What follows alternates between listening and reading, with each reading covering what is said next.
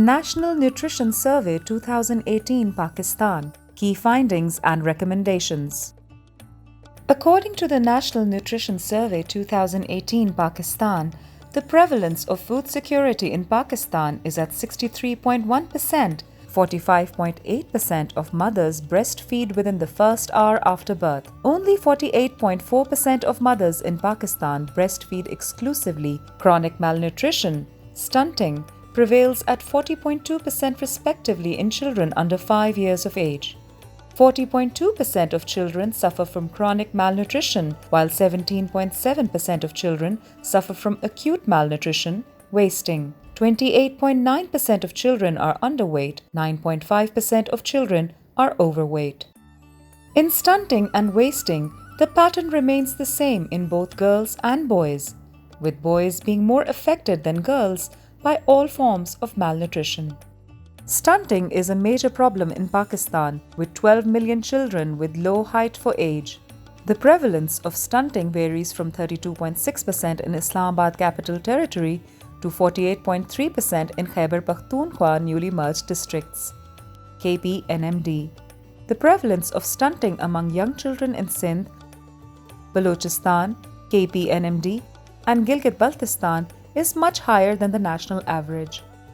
Wasting is most prevalent in Sindh, 23.3%, and KPNMD, 23.1%, whereas Gilgit-Baltistan and Islamabad Capital Territory have the lowest proportion of children suffering from wasting, at 9.4% and 12.1% respectively. The prevalence of wasting among children under 5 in all provinces regions, excluding Islamabad Capital Territory and Gilgit-Baltistan, exceeds the emergency threshold, 15%.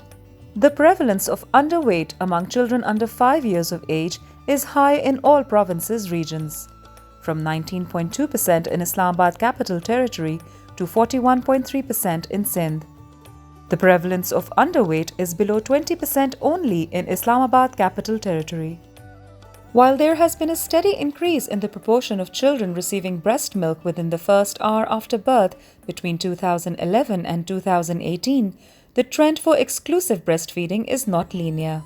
From 50% in 2001, it decreased to 37.7% in 2011 and increased again to 48% in 2018, bringing Pakistan close to achieving the World Health Assembly target of 50% by 2025. 45.8% of Pakistani babies start breastfeeding within the first hour of birth, an improvement of 6 percentage points from 2011.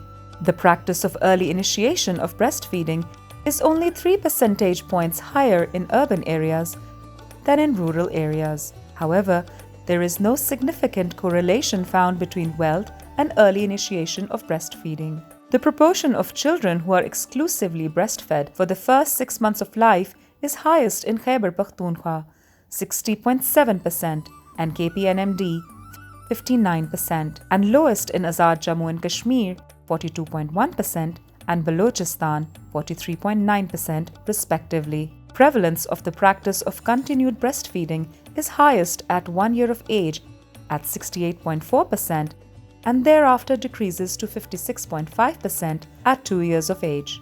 Only 1 of every 3 young children receives complementary food between 6 to 8 months of age. A smaller proportion of boys, 34.6%, are introduced to complementary food at the right age compared to girls, 37.3%. Some provinces' regions perform better than others, but timely introduction of complementary feeding needs significant improvement all across Pakistan. Age-appropriate complementary feeding is an essential addition to breastfeeding after a child is 6 months of age. Adolescent girls and boys, 10 to 19 years. More adolescent girls are overweight compared to their male peers at 11.4% and 10.2% respectively. Obesity is a public health issue of concern in Pakistan, with 7.7% of adolescent boys and 5.5% of adolescent girls affected. Overweight and obesity affect adolescents similarly in both rural and urban areas of Pakistan. Women of reproductive age, 15 to 49 years. In Pakistan, women of reproductive age, WRA, bear a double burden of malnutrition. 1 in 7, 14.4%, are undernourished, while overweight and obesity has increased to 37.8%. At provincial regional level, Sindh, Balochistan, and AJK have more undernourished women, while overweight and obesity are more pronounced in ICT, KP, and KPNMD. 42.7% of WRA are anemic, slightly higher proportion in rural areas than urban areas. Universal salt iodization in Pakistan. Daily use of iodized salts is the best strategy to overcome iodine deficiencies. Across Pakistan, 79.6% of households consume iodized salts. Nutrition-sensitive sectors. More than half of the households, 63.1%, are food secure on the Food Insecurity Experience Scale measure. However, over a third, 36.9%, remain food insecure. Over 9 out of 10 households, 92.6%, in Pakistan have access to improved sources of drinking water.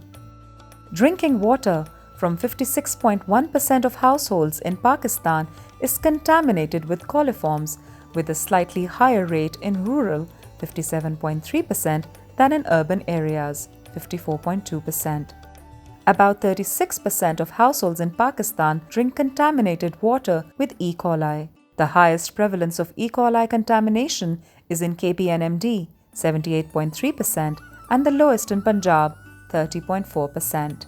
Urban dwellers have more access to improved sanitation facilities, 95.8%, than their counterparts in rural areas, 78%. Almost 85% of households in Pakistan have access to an improved sanitation facility. Over 96% of the population practices hand washing with soap and water at 5 critical times. There is little disparity between urban and rural populations. Social protection. 4.9% of Pakistan is covered under social protection. Key recommendations for TNNS 2018. Pakistan needs to undertake a comprehensive nutrition review on a multi-sectoral strategy. A National Nutrition Action Plan for Pakistan. Integration of nutrition into primary healthcare to improve nutritional status of country. Improvement of maternal and adolescent health and nutrition through primary care level actions. Improvement of exclusive breastfeeding rates through mass advocacy and community education. Development of a concerted plan to improve complementary feeding. Development of a robust monitoring and evaluation system to provide information at district level for action and accountability.